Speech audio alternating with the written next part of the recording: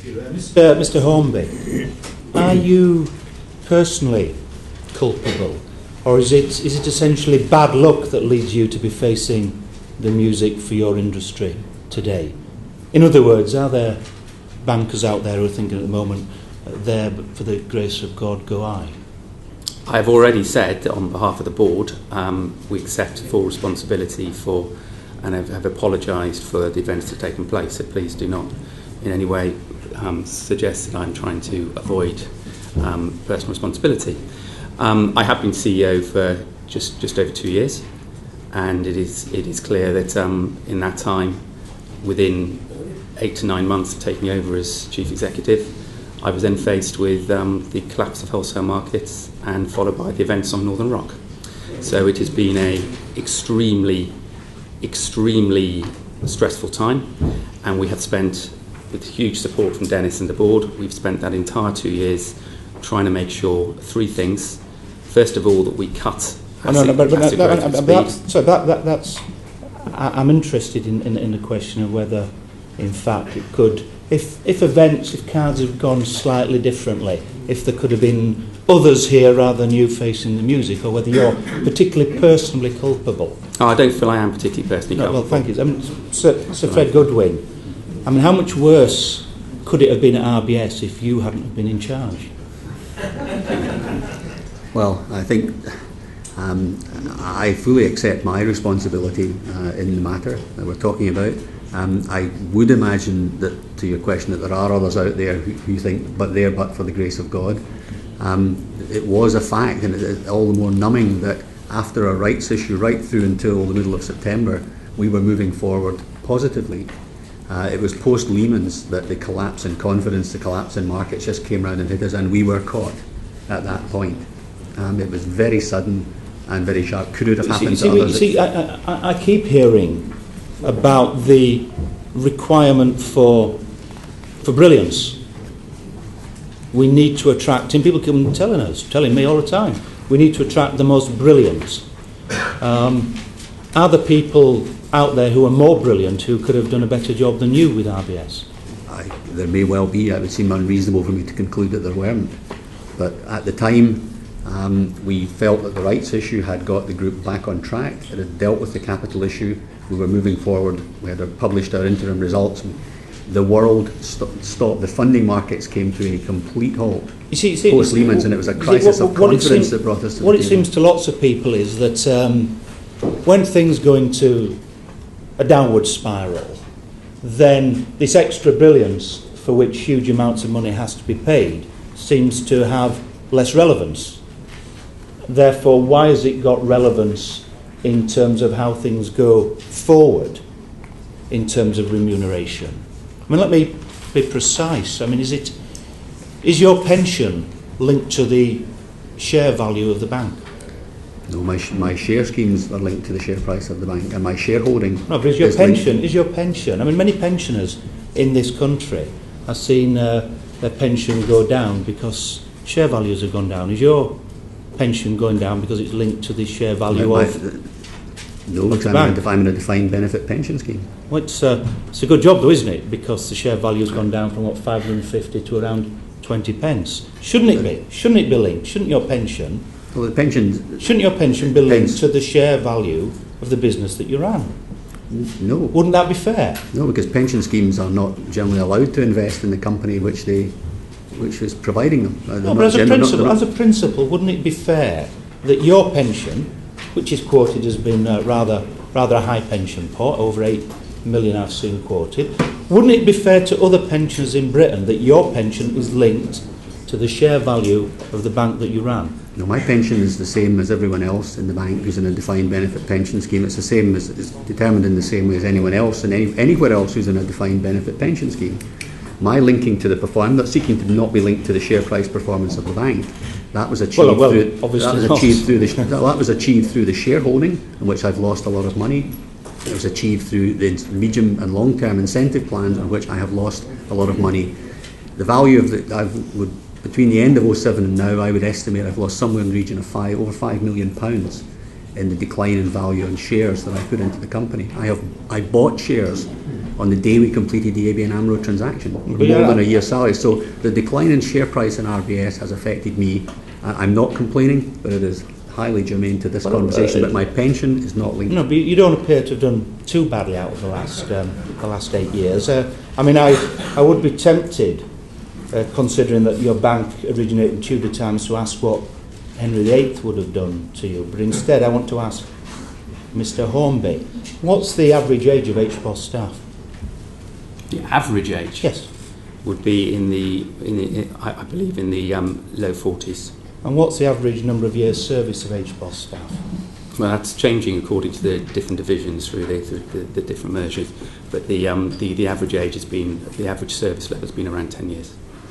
And how much is JSA for an adult, let's say, age 42? So I beg your pardon, how much? How much is JSA for an adult of, say, age 42? Job seekers allowance. Sorry, I don't know the precise amount, but it's a very low quantity of money. Because that would be the profile of the bank staff. I think it's your age as well. I don't know whether you're going to be relying on. I am £60.50 of job seekers. I accept the fact I'm allowance. a similar age to the average age. I mean, what do you think the mood of the staff is in the bank at the moment? Mr. Mann, I've already said at the start I've apologised profusely. No, but what is the mood at the moment? I think there is obviously considerable concern. They're going through a very major merger. There's considerable concern about long-term job security. And I have, just please let me finish. I believe that we have handled a very difficult situation to try and deliver the best result for 80,000 colleagues. What's a COA2 form? Again, I think you're referring, I've never used that precise form. Well, a COA2 form is the form that your bank sent me in your last week in charge.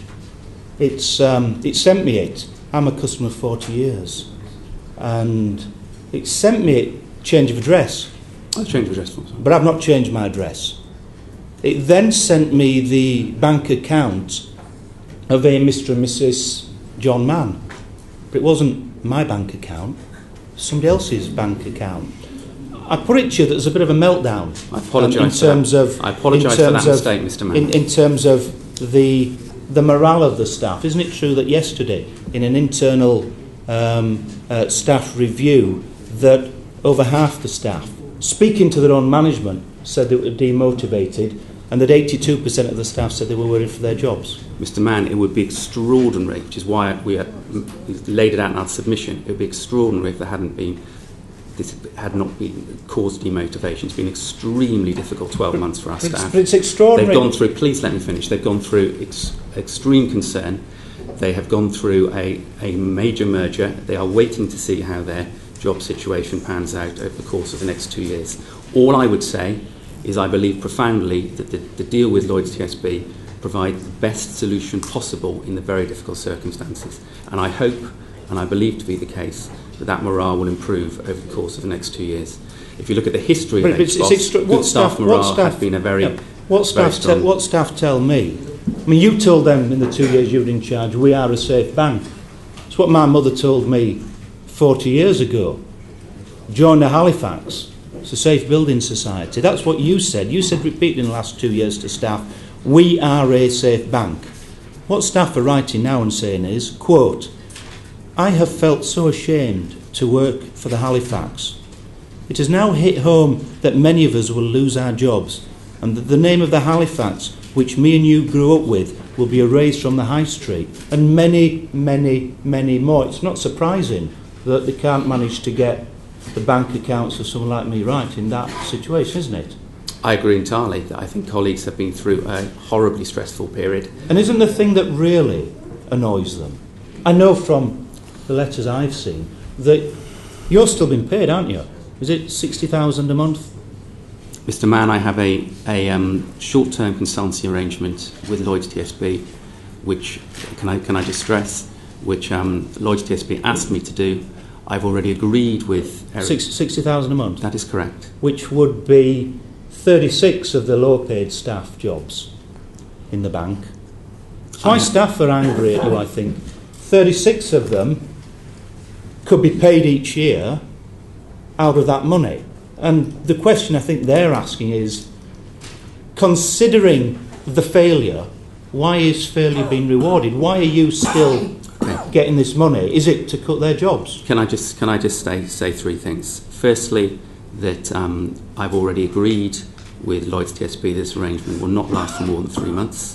If Lloyds TSB still want me to help them after that 3-month period, I will certainly carry on for as long as required, but we'll do it for free and provide Eric Daniels with all the assistance that he looks for. Secondly, can I just please reiterate, in terms of your impression about rewards for failure, what I outlined earlier, that I have invested every single penny of my bonuses in my time at HBOS into shares. I have lost considerably more money over the last 2 years that I've been Chief Executive, the period I've been Chief Executive, than I have earned. And I share all your concerns for staff morale, and I really do hope and believe that the future under Lloyds TSB will allow that morale to get back to where it was 18 months ago. Over time. It will take time, and I accept there is job insecurity. Two final quick questions. One to you, Mr. Hornby, one to you, Sir Fred.